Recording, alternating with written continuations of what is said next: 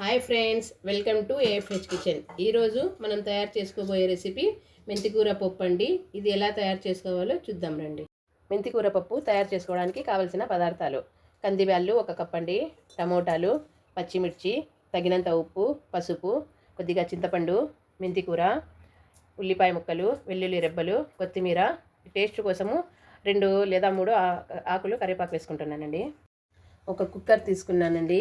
కుక్కర్లో వాటర్ వేసుకొని ఇందులోకి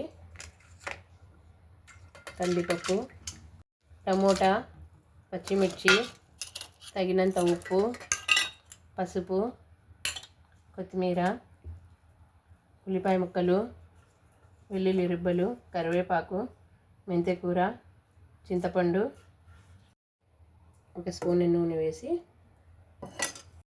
కుక్కర్కి మూత పెట్టుకొని ఒక 4 విజిల్స్ వచ్చే వరకు దీన్ని కుక్ చేసుకుందామండి. 4 స్టీముల తర్వాత పప్పు గిత్తితో మెదుపుకున్నానండి. స్టవ్ వెలిగించి ఒక పాత్రలో నూనె పోసుకొని అందులోకి జీలకర్ర, ఆవాలు,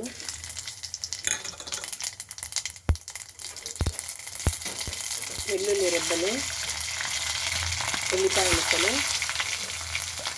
వేసుకొని కొద్దిగా ఫ్రై చేసుకుందామండి. ఇప్పుడు ఉల్లిపాయ ముక్కలు, వెల్లుల్లి రెబ్బలు బాగా వేగాయండి. ఇందులోకి కరివేపాకు వేసుకుందాం. తర్వాత బాగా వేగి గోల్డెన్ బ్రౌన్ వచ్చిందండి. ఇప్పుడు ఇందులోకి పప్పు వేసుకుందాం. ఒకసారి ఇదంతా మిక్స్ చేసుకుందామండి. మిక్స్ చేసుకొని లో ఫ్లేమ్లో ఒక 2 మినిట్స్ పెట్టేసుకుందాం. మెంతికూర పప్పు రెడీ అండి. తినండి, ఆరోగ్యంగా ఉండండి.